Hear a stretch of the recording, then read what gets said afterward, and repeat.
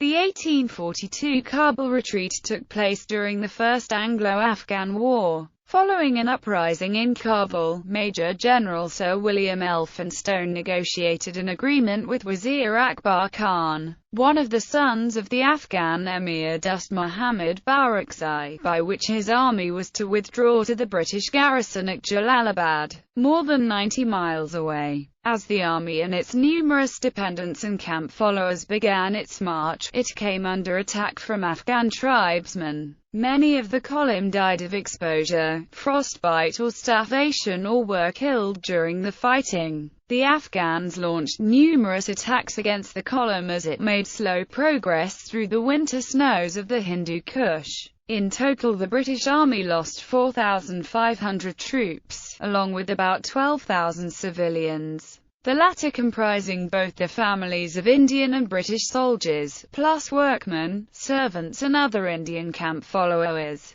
The final stand was made just outside a village called Gandamik on the 13th of January. Out of more than 16,000 people from the column commanded by Elphinstone, only one European and a few Indian sepoys reached Jalalabad. A few dozen British prisoners and civilian hostages were later released. Many of the British and Indians died of exposure, frostbite or starvation, or were killed during the fighting. Around 2,000 of the Indians, many of whom were maimed by frostbite, survived and returned to Kabul to exist by begging or to be sold into slavery. Some at least returned to India after another British invasion of Kabul several months later, but others remained behind in Afghanistan. In 2013, a writer for The Economist called the retreat the worst British military disaster until the fall of Singapore exactly a century later. Background: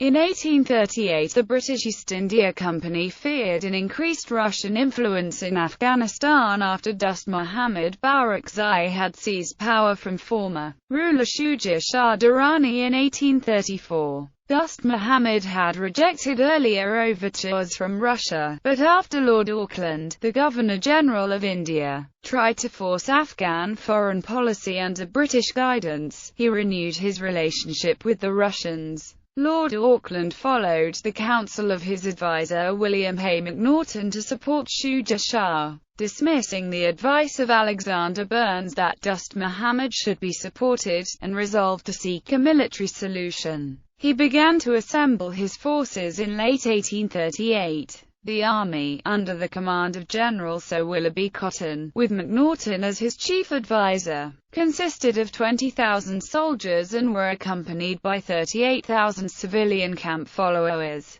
In March 1839, they crossed the Bolan Pass and began their march to Kabul. They advanced through rough terrain, crossing deserts and mountain passes at a height of 4,000 meters, but made good progress and took Kandahar on the 25th of April. They also captured the until then impregnable fortress of Ghazni on the 22nd of July in a surprise attack, losing 200 men killed and wounded, while the Afghans lost nearly 500 men killed and 1,600 taken prisoner, with an unknown number wounded. An Afghan had betrayed his sovereign, and the British troops managed to blow one city gate and marched into the city in a euphoric mood. The ample supplies acquired in Ghazni considerably aided the further advance, which otherwise would have been difficult. Dost Muhammad fled and sought refuge in the wilds of the Hindu Kush. Kabul fell without a fight on 6 August 1839. Shuja Shah returned and was proclaimed emir by the British. He established a court in the fortress of Balahisar above Kabul. More than a year later, Dost Muhammad surrendered to Macnaghten on 4 November 1840 and was exiled to India. Occupation. In August 1839, the British refrained from occupying Kabul's citadel, instead establishing their military cantonments 1.5 miles outside Kabul. This decision, made on diplomatic grounds, would prove to be a grave military error, as the garrison was cited in a defensively weak position. As political agent and envoy at the court of Shuja Shah, MacNaughton became a leader of British society in Kabul. The city was described at the time as clean and pleasant, with many spacious wooden houses surrounded by well-kept gardens. The occupiers enjoyed themselves arranging cricket matches, horse races and hunting parties. In the evenings, amateur dramatics were staged by East India Company officers and their wives. Performances included Shakespeare's A Midsummer Night's Dream. It was considered a special honour to be invited to evening soirees hosted by Lady Florentia Sale, the wife of Brigadier Robert Henry Sale. Such social gatherings often saw the serving of salmon and stew with Madeira wine, port wine and champagne. Under these conditions, many of the East India Company troops were sent back to their garrisons in India. While the British enjoyed this lifestyle, some Afghans chafed under occupation by a foreign power. Britain had replaced Dost Muhammad, a popular ruler, with Shuja Shah, a weak puppet, who was seen as much more cruel and vindictive to his enemies than his predecessor. In 1840, the son of Dost Muhammad, Wazir Akbar Khan, began assembling allies amongst the tribesmen in the rural areas where British influence was weakest. He initiated a guerrilla war that kept the East India Company troops permanently on the move. The efforts to control Afghanistan were further weakened by the British government in India. Dismayed at the cost of maintaining the large garrison in Kabul, it discontinued the periodic subsidies that had been paid to the various tribes in the region around Kabul and the Khyber Pass to keep the peace.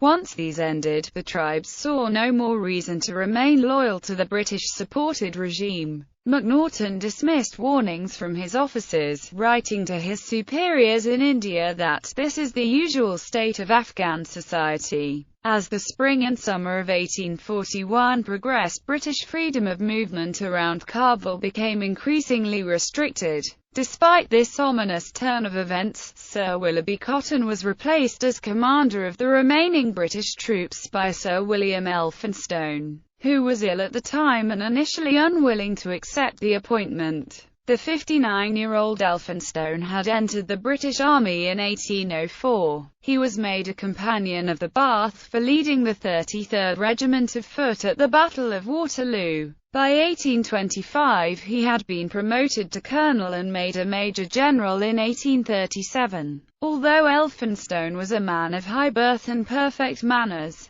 his colleague and contemporary General William Knott regarded him as the most incompetent soldier who ever became general. In the autumn of 1841, Brigadier Robert Henry Sale and his brigade was recalled to Jalalabad, which was on the military line of communication between Kabul and Peshawar. He left his wife, Lady Sale, behind in the British cantonments in Kabul. Afghan uprising. On the 2nd of November 1841, Akbar Khan proclaimed a general revolt and the citizens of Kabul quickly followed suit. They stormed the house of Sir Alexander Burnes, one of the senior British political officers, and killed him and his staff. Both Elphinstone and MacNaughton were caught by surprise. By now the East India Company only had 4,500 men in and around Kabul, of which 690 were Europeans. But as Elphinstone took no action in response to the killing of Burnes, it only encouraged further revolt. On the 9th of November the emboldened Afghans stormed a poorly defended supply fort inside Kabul. On the 23rd of November, Afghan forces occupied a hill overlooking the British cantonments and began bombarding the camp with 2 guns.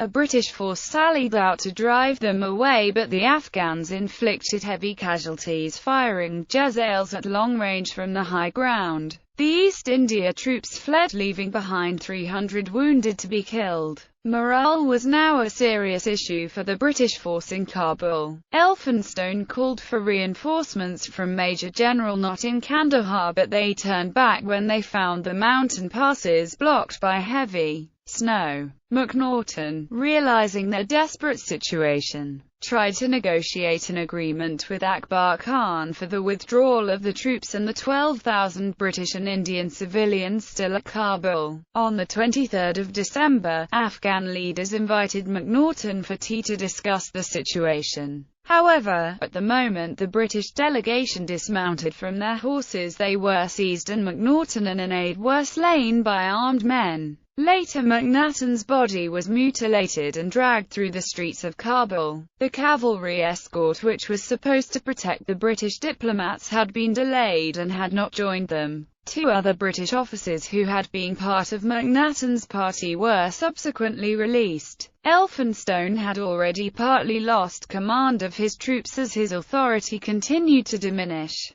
To the dismay of his officers, Elphinstone ignored the killing of a British representative and took no punitive action. Major Eldred Pottinger succeeded MacNaughton as envoy to the Afghan court. On 1 January 1842, Elphinstone agreed to Akbar Khan's terms which contained some unfavourable conditions. For example, all gunpowder reserves had to be handed over, along with the newest muskets and most of the cannon. However, in return Akbar Khan promised a safe passage from Kabul for all foreign troops and civilians, amongst them children, women and the elderly. The withdrawal, which would begin on 6 January, involved crossing the snow-covered mountains of the Hindu Kush to Jalalabad, 90 miles away. Elphinstone commanded a column consisting of 1 British infantry battalion, 3 regiments of regular Bengal native infantry, 1 regiment of Shah Shuja's levy, Anderson's irregular horse, the 5th Bengal Light Cavalry and 6 guns of the Bengal Horse Artillery. In total, there were 700 British and 3,800 Indian troops. The camp followers, comprising Indian and British families, their servants and civilian workers, numbered approximately 12,500. Retreat and Massacre. At first light on 6 January, Elphinstone's column began to slowly move out of Kabul, leaving Shuja Shah Durrani and his followers to their fate. As Akbar Khan had guaranteed safety to all concerned, the sick, wounded and infirm were also left behind. However, once the rearguard finally left the cantonments, Afghans quickly moved in and began firing at the retreating troops from the walls while setting fire to the garrison buildings, killing all those left behind. On leaving the city, Elphinstone discovered that the escort promised by Akbar Khan had not materialized. Neither had the food and fuel to help with the crossing of the Hindu Kush in winter. Major Eldred Pottinger pleaded with the sick British commander to turn back to Kabul as they still had time to take refuge in the fortress of Bala Hisar. But Elphinstone said there would be no turning back and they would proceed to Jalalabad. The column of 16,000 soldiers and civilians was now at the mercy of the Afghan tribes. By the second day, sniping from the surrounding hills was taking its toll on the slow-moving column. Despite being well armed, the troops' progress was being hindered by the terrified civilians and camp followers. Small skirmishes were frequent. The Afghans succeeded in capturing some of the column's artillery while forcing the British to spike 2 of their 3 remaining pieces. In just 24 hours the column now had only 1 small gun and 2 heavier cannons left. Later that afternoon, Akbar Khan met Elphinstone, feigning ignorance to any treachery on his part. He told the British that he had been unable to provide the agreed escort because they had left their cantonments earlier than expected. Akbar Khan then asked Elphinstone to wait while he negotiated the column's safe passage with the Afghan chiefs who commanded Court Kabul Pass, 15 miles from Kabul. Despite what had already occurred, the British commander agreed to the terms and waited.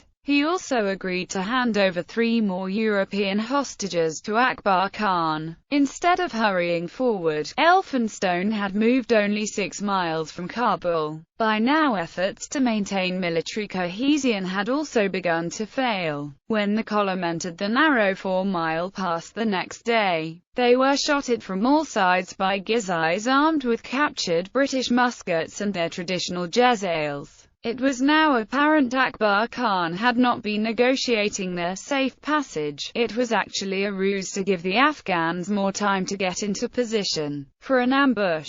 Throughout the third day, the column labored through the pass. Once the main body had moved through, the Afghans left the positions to massacre the stragglers and the wounded. By the evening of the 9th of January, the column had only moved 25 miles, but already 3,000 people had died. Most had been killed in the fighting, but some had frozen to death or taken their own lives. By the fourth day, a few hundred native soldiers deserted and tried to return to Kabul, but they were all either killed or enslaved. By now Elphinstone, who had ceased giving orders, sat silently on his horse. On the evening of the 9th of January, Lady Sale, along with the wives and children of both British and Indian officers, and their retinues, accepted Akbar Khan's assurances of protection. Despite deep mistrust, the group was taken into the custody of Akbar's men. However, once they were hostages, all the Indian servants and sepoy wives were murdered.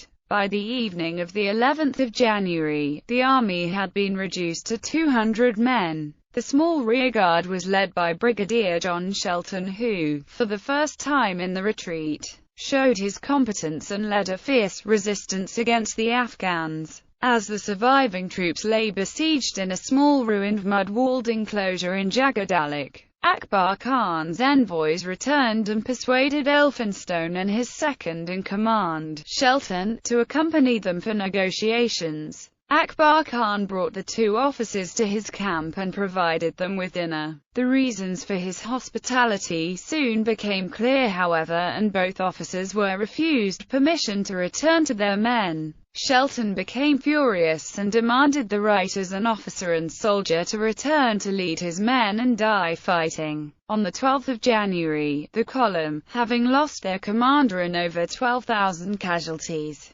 decided that their only hope was to wait till night and press on in the dark. The remaining troops, now led by Brigadier Thomas John Anquetil, found their path blocked by a formidable thorny barrier of prickly holly-oak, well twisted together, about 6 feet high, which had been erected across the narrowest part of the valley. Most of the men who attempted to scale the barrier were shot down before they could reach the other side. All discipline amongst the remainder of the men who were trapped by the barrier now ended, and the Afghans closed in to finish them off. The few remaining men who had managed to scale the barrier began a desperate gallop towards Jalalabad, but many were slaughtered in a melee just after reaching the other side of the barrier. The biggest single surviving group of men, consisting of 20 officers and 45 European soldiers, mostly infantry from the 44th Regiment of Foot, tried to press on but found themselves surrounded on a snowy hillock near the village of Gandamik. With only 20 working muskets and 2 shots per weapon, the troops refused to surrender. A British sergeant is said to have cried, "Not bloody likely," when the Afghans tried to persuade the soldiers they would spare their lives.